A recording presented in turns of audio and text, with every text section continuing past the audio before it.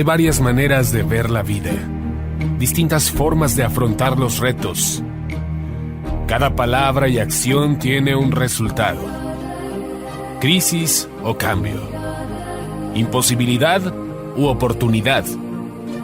Derrota o victoria. Destino o decisiones. Culpabilidad o responsabilidad.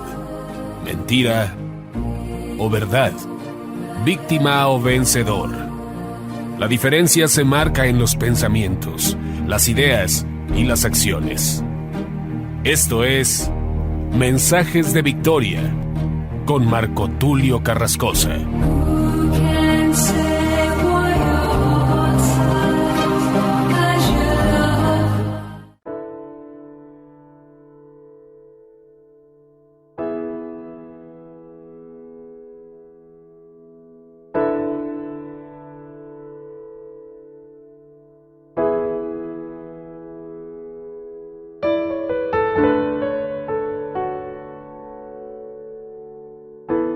Bendiciones a todos, es un gran gusto poderles saludar nuevamente a través de la radio, a través de internet y poder llegar hasta sus hogares, hasta sus oficinas, trabajos, transportes, en el lugar donde se encuentren. Verdaderamente me entusiasma mucho compartir el mensaje de la palabra de Dios con todos ustedes y yo te invito a que compartas estos mensajes. A veces no tenemos idea de a cuánta gente podemos llegar. En lo personal yo no estoy buscando seguidores, no estoy promoviendo mi persona, sino promoviendo el mensaje del Evangelio. Y si tú quieres ayudarme, puedes hacerlo orando o bien distribuyendo el mensaje a través de las diferentes plataformas donde lo hacemos, con la única intención de proclamar el Evangelio. Quiero que sepas que nosotros no nos enfocamos en lo económico. Y lo digo de manera muy puntual porque no queremos jamás hacer hincapié en lo económico. Jamás queremos cobrar un solo peso por predicar la palabra de Dios. Jamás queremos intercambiar lo económico con lo santo. Y no quiero decir que quienes lo están haciendo estén pecando como tal, porque la Biblia dice que el obrero es digno de su salario. Pero en lo personal, quiero que Dios me bendiga en otras actividades que también estoy desempeñando, que tienen que ver con su reino, pero la predicación del Evangelio quiero compartirla de gracia. Como dice la Escritura, dad de gracia lo que recibisteis de gracia. Es un compromiso que yo he hecho en lo personal y quiero que tú también lo tengas presente para poder estar en sintonía con lo que Dios quiere hacer con nosotros. Hoy quiero compartirte un mensaje poderoso. Este mensaje lo he titulado Reforma tu mente, de la serie Transformación Generacional. Este ya es el episodio número 23, es decir, vamos ya bastante avanzados en esta serie y deseo con todo mi corazón que Dios te hable, que tú seas edificado en sobremanera y que puedas también tener fundamentos en cuanto a tu fe. A veces tenemos una fe sin fundamentos. Decimos, yo creo, pero ¿por qué crees? Porque creo, porque así lo creo. Sin tener una explicación de por qué lo creemos. Y la fe no es incierta, la fe tiene certeza, la fe tiene valores, la fe tiene fundamentos. Vamos a orar al Señor y le vamos a pedir que Él nos hable en este día, en esta tarde, en esta noche, en el momento que tú estés escuchando la palabra de Dios. En este bello momento, oramos al Espíritu Santo. Padre amado, te damos gracias en el nombre de Jesús por tu palabra, por tu presencia, por lo que tú haces con nosotros, por lo que tú harás. En todo momento te decimos gracias, Señor. Te pedimos que aumentes nuestra fe, que cambies nuestra expectativa, que amplíes el horizonte de nuestra esperanza, que podamos soñar en grande, que podamos creerte en grande, que podamos vivir en plenitud, que podamos ser hijos tuyos, discípulos tuyos, servidores tuyos. Como discípulos tenemos que enfocarnos a ti, que eres el Maestro. Danos sabiduría, Señor, y levántanos como luz y como sal en esta tierra. En el nombre de Jesús te pido que me des sabiduría, me des inteligencia, revelación de tu palabra y que yo pueda compartir con denuedo este mensaje, Señor, que pueda producir un impacto en los corazones. Bendice las mentes, los oídos de quienes lo van a escuchar y te ruego, Señor amado, que este mensaje sea emocionante, apasionante, pero sobre todo edificante. En el nombre de Jesús, amén. Aleluya, estamos muy contentos. Quiero compartirte lo que dice la Escritura en Romanos capítulo 12 y verso 2. Dice la Escritura: y no os adaptéis a este mundo, sino transformaos mediante la renovación de vuestra mente, para que verifiquéis cuál es la voluntad de Dios, lo que es bueno, aceptable y perfecto. Romanos 12:2. Este pasaje va dirigido a los cristianos de Roma. Los cristianos que estaban en Roma estaban bajo un imperio. Los romanos eran sanguinarios. Habían asesinado de manera cruel al Mesías, a Jesús. Esto por contubernio con las autoridades religiosas de la época, el sumo sacerdote Caifás, los fariseos y aquellos que formaban parte de la élite religiosa en Jerusalén. Por eso Jesús declaró: Jerusalén, Jerusalén, que matas a los profetas que te son enviados. ¿Cuántas veces quise juntarlos como la gallina junta sus polluelos y no quisisteis? Y a Jesús lo matan los romanos, pero de alguna manera la sangre, como dicen los judíos, su sangre recaiga en nosotros. Cuando Pilato entrega al Señor, Pilato les dice: yo no hallo pecado en este hombre. Yo no puedo sentenciarlo. Háganlo ustedes. Y Pilato se lava las manos, dando a entender que él se eximía de culpa. Es decir, Pilato estaba declarando: yo no soy culpable de este crimen. Pilato había sido de alguna manera alterado en su percepción y de alguna forma también había tenido una ansiedad porque su esposa había tenido pesadillas y su esposa lo altera, lo convence y lo preocupa diciéndole: no toques a este hombre porque es el Mesías, no lo toques, yo he tenido pesadillas y yo te ruego que no toques a ese hombre. Pilato, entonces, yo entiendo que cuando él se lava las manos, él quiere librarse de caer en un juicio de Dios por sentenciar a un hombre justo y sobre todo al Mesías. Pero también les toma un poco de pleito a las autoridades religiosas porque manda poner una inscripción en la cruz que dice: Jesús, el Rey de los Judíos. Es decir, Pilato estaba un poco molesto porque tal vez él no pudo hacer más. Algunos dicen que Pilato tenía la autoridad para liberarlo, pues Pilato mismo había dicho: ¿qué no sabes que yo tengo el poder para crucificarte?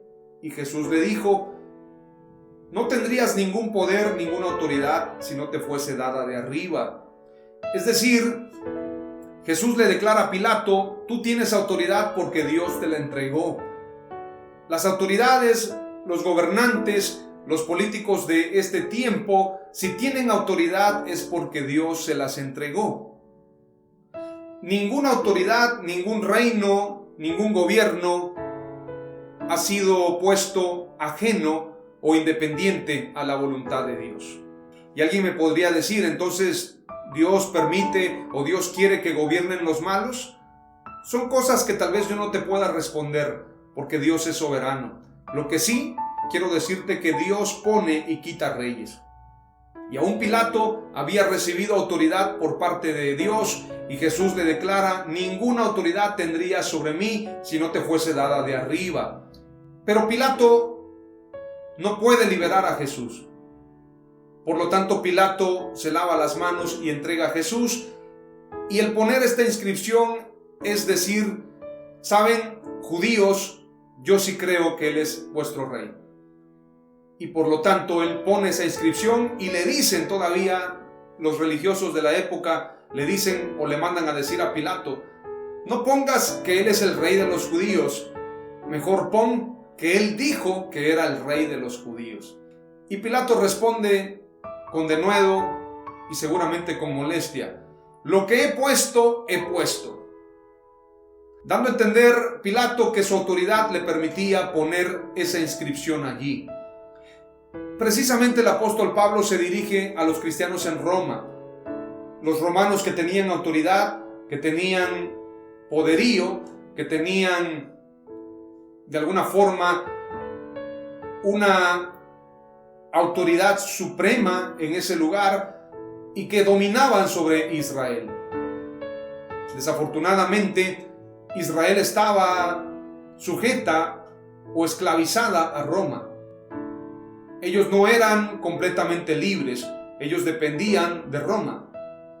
Entonces, cuando el apóstol Pablo se dirige a los romanos, a los cristianos de Roma, les está diciendo prácticamente que ellos tienen que tener una mentalidad diferente. Su mensaje no es a cristianos que están cómodamente. Su mensaje es a cristianos que están en opresión, bajo un yugo de sanguinarios, bajo un yugo de malvados, bajo un yugo de personas perversas como eran los romanos. Entonces, el mensaje para los cristianos en Roma, además de decirles que se sujeten a sus autoridades, les dice en Romanos 12:2, y no os adaptéis a este mundo, sino transformaos mediante la renovación de vuestra mente, para que verifiquéis cuál es la voluntad de Dios, lo que es bueno, aceptable y perfecto. Lo que le está diciendo el apóstol Pablo a los romanos, en este momento difícil de la historia, ustedes tienen que transformarse, ustedes tienen que renovarse. Ustedes no pueden conformarse a este siglo. Ustedes tienen que comprobar y verificar lo que es la voluntad de Dios, la cual es buena, aceptable y perfecta. O en otra versión, buena, agradable y perfecta. Muchas veces los cristianos pensamos que adaptarnos a las autoridades o adaptarnos a las leyes de alguna manera es obediencia a Dios. De hecho, la Escritura dice que nos sometamos a toda autoridad. Pero el sometimiento no tiene que ver con tu mente. Esto es un grave error. Hay gente que piensa, bueno, estoy sometido. No. Como hace tiempo contaban un chiste, y es verídico, de un maestro que castigó al alumno.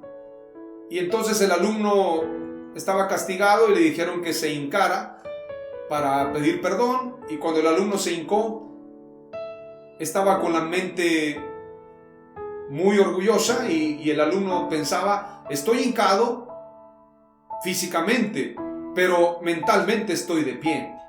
Y el alumno quedó viendo al maestro y le dijo con mucha valentía, ¿sabe, maestro? Estoy hincado obedeciéndole, pero en mi mente estoy de pie. Y el maestro le dijo, tienes todo el derecho de tener tu mente acorde a lo que crees, pero las leyes y las normas en esta escuela las pongo yo. Tienes que permanecer hincado por haberle faltado al respeto al maestro.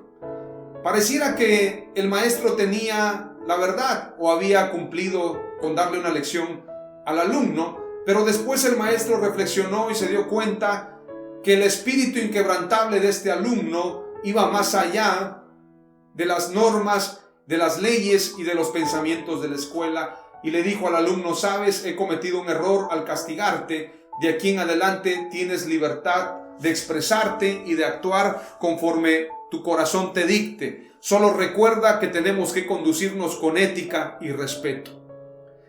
El alumno le dijo, ok maestro, aplicaré ese principio, pero siempre defenderé mis razones y mi postura.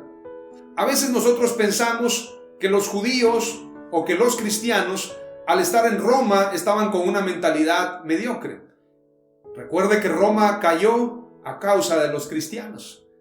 Si usted estudia a Josefo o a otros grandes historiadores y recuerda usted la historia de Roma, se va a dar cuenta que los cristianos no eran como los cristianos de hoy.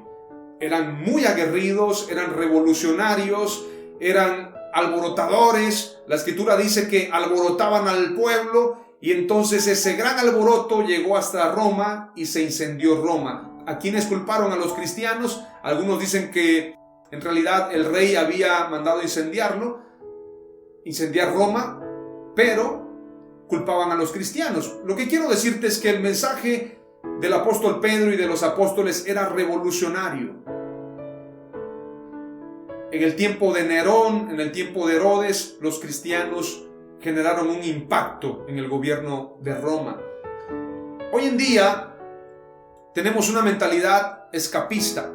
Los cristianos piensan que se van en el rapto y que, pues bueno, que este mundo se pudra. Como esas bolsas de basura cuando le salen gusanos porque se han podrido a causa de que se quedaron ahí abandonadas y alguien dice, bueno, esa bolsa de basura voy a esperar a que pase el camión de basura hasta que le salen gusanos, y de alguna manera nosotros pensamos, es basura, a mí no me interesa, yo estoy tranquilo y vivo bien. A veces la gente es tan egoísta que piensa de esa forma, piensa de la manera más egoísta que puede pensar alguien. A mí no me interesa lo que pasa en el mundo, yo me voy en el rapto, yo me voy a las bodas del Cordero, voy a disfrutar, voy a gozar y que este mundo se haga 1000 pedazos, a mí no me importa. Eso es un grave error. No os adaptéis a este mundo, sino transformaos mediante la renovación de vuestra mente. Los cristianos primitivos eran cristianos aguerridos. Vemos a un apóstol Pedro tomando la espada, cortándole la oreja a Malco. A mi maestro no lo tocas, aunque luego lo negó, es cierto, pero Pedro defendió al maestro, defendió la causa. Vemos al apóstol Pablo enfrentando a las autoridades religiosas de la época. Si nos tocara hablar de los reformadores, también ellos fueron aguerridos. Ellos defendieron la reforma. Martín Lutero desafió al papado. ¿Qué vamos a hacer ahora los reformadores de este tiempo? ¿Vamos a permitir que el mundo nos caiga encima o vamos a transformar este mundo? Renueva tu mente es la primera palabra clave. La palabra clave número 2 tiene que ver con Efesios 6:17. Me voy a ir un poquito más rápido. Y dice la Escritura, tomad el yelmo de la salvación y la espada del Espíritu, que es la palabra de Dios. El yelmo es una armadura, bueno, más bien el yelmo es parte de una armadura antigua que cubre y protege la cabeza y el rostro. Si te tiran un piedrazo, haga de cuenta que usted va a una colonia donde se acostumbra a tirarle piedras a los forasteros y le tiran una piedrota, pero usted trae su yelmo, no le va a caer en la mera cabezota, sino que usted se va a cubrir con ese yelmo y ese yelmo le va a proteger la cabeza.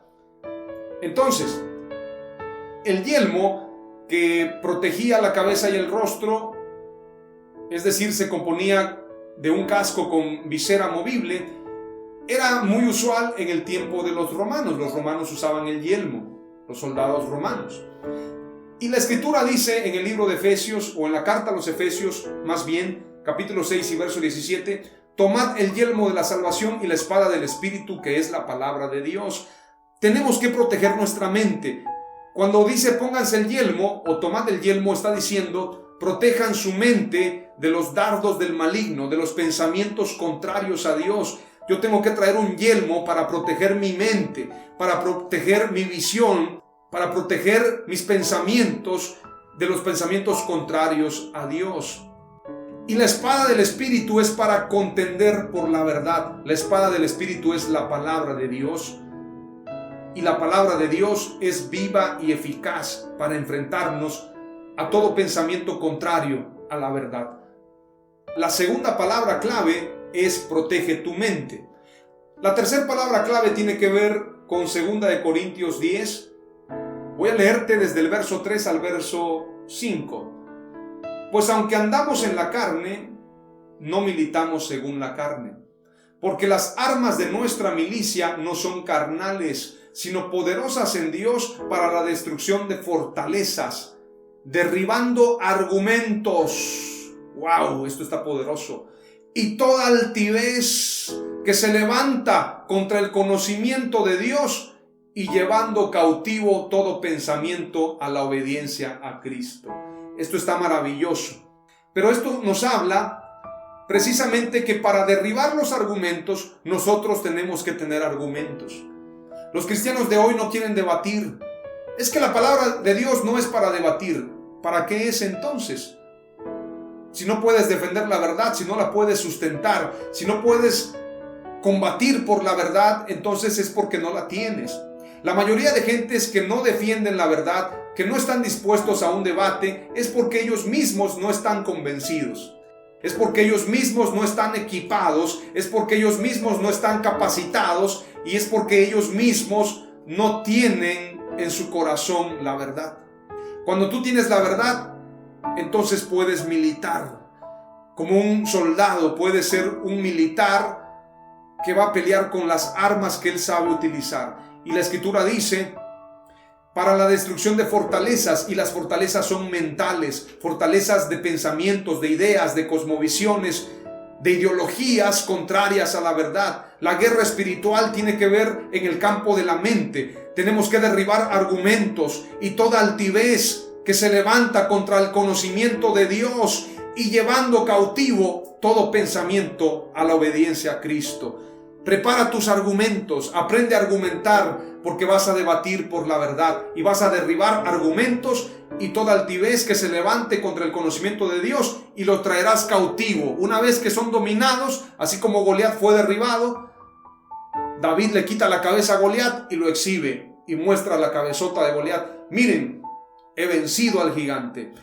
Así tenemos que derribar los argumentos y traer cautivo todo pensamiento a la obediencia a Cristo. La palabra clave número 3 es la siguiente: argumenta la verdad y derriba la mentira. Gloria a Dios. La última palabra clave tiene que ver con nuestro llamado y tiene que ver con Juan capítulo 21, verso 15 al 17. Cuando hubieron comido, Jesús dijo a Simón Pedro: Simón, hijo de Jonás, ¿me amas más que estos? Le respondió: Sí, Señor, tú sabes que te amo. Él le dijo: apacienta mis corderos. Volvió a decirle la segunda vez: Simón, hijo de Jonás, ¿me amas? Pedro le respondió: Sí, Señor, tú sabes que te amo. Le dijo: pastorea mis ovejas. Le dijo la tercera vez: Simón, hijo de Jonás, ¿me amas? Pedro se entristeció de que le dijese la tercera vez: ¿me amas? Y le respondió: Señor, tú lo sabes todo, tú sabes que te amo. Jesús le dijo: apacienta mis ovejas. Esta palabra apacentar, a veces pensamos que es darle pastura a la oveja, contarles cuentos, entretener a las ovejas. Decía por ahí Charles Spurgeon, decía: llegará el tiempo en que tendremos payasos en los púlpitos entreteniendo a las cabras. Y eso es lo que ha pasado hoy. La gente le da auge a los chistes. Los predicadores tienen que contar chistes para poder transmitir la verdad, para poder ser unos showman del evangelio. Se le da tanto énfasis a la ropa, tanto énfasis a los colores, a las luces, pero no se le da énfasis a lo que verdaderamente nutre, que es la palabra de Dios. Y el mandato de Jesús al apóstol Pedro no es: Pedro, amontóname una multitud. Convócame a las multitudes. Prepárame discipulados, cuarto, quinto paso. Bueno, no, eso es otra cosa. Primero, segundo, tercero, cuarto, quinto paso. Y encuentros, posencuentros, ultraencuentros. El reencuentro contraataca. Bueno, ¿cuántos encuentros en las iglesias? Y todo eso con la idea de que la gente esté allí cautiva. Todo eso de paso 1, paso 2 y paso 3 no es lo elemental.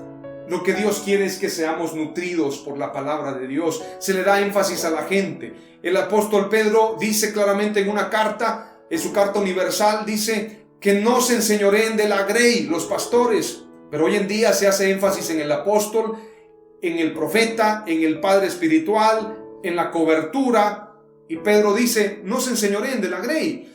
Pablo escribe Ni Pablo es nada, ni Apolos es nada, ni el que sembró ni el que regó, porque el que da el crecimiento es Dios. Y Jesús le dice al apóstol Pedro: apacienta mis ovejas. ¿Qué es apacentar? Apacentar es culturizar, discipular, adiestrar. Es decir, un discipulado intensivo como el que Jesús le ofreció a los discípulos, valga la redundancia. Si no es un discipulado como el que Jesús dio, entonces no es discipulado. Porque si la gente es discípula del apóstol o discípula de la denominación, no es discípula de Jesús. El que conmigo no recoge, desparrama. Apacentar es traer la cultura del reino, no la cultura de la denominación. Traer la enseñanza del reino. Hacer discípulos y no prosélitos. Adiestrar para la batalla. Que la gente salga nutrida, no dependiendo de un hombre. No depende del pastor. No depende de la denominación. No depende de las opiniones de la gente. No depende de un templo. No depende de estructuras. No depende de nada más que del Espíritu Santo. Esos son los verdaderos discípulos, y Jesús dice: apacienta, culturiza y discipula a mis discípulos, a mis ovejas. Estas son las 4 palabras claves: renueva tu mente, protege tu mente, argumenta la verdad y derriba la mentira. Es urgente culturizar a los discípulos. Damos gracias al Señor. Gracias, amado Dios, por este tiempo, por esta palabra. Bendecimos a los oyentes. Te pedimos, Padre, que aumentes nuestra fe, que reformes nuestra mente. Señor, trabaja en nuestra mente, moldea mi mente, Señor. Moldéala, quita toda la basura, la mentira, los complejos, los temores que puedan haber en mi mente. Reforma mi mente y que yo sea un discípulo tuyo. Para gloria y honra de tu nombre. En el nombre de Jesús. Amén.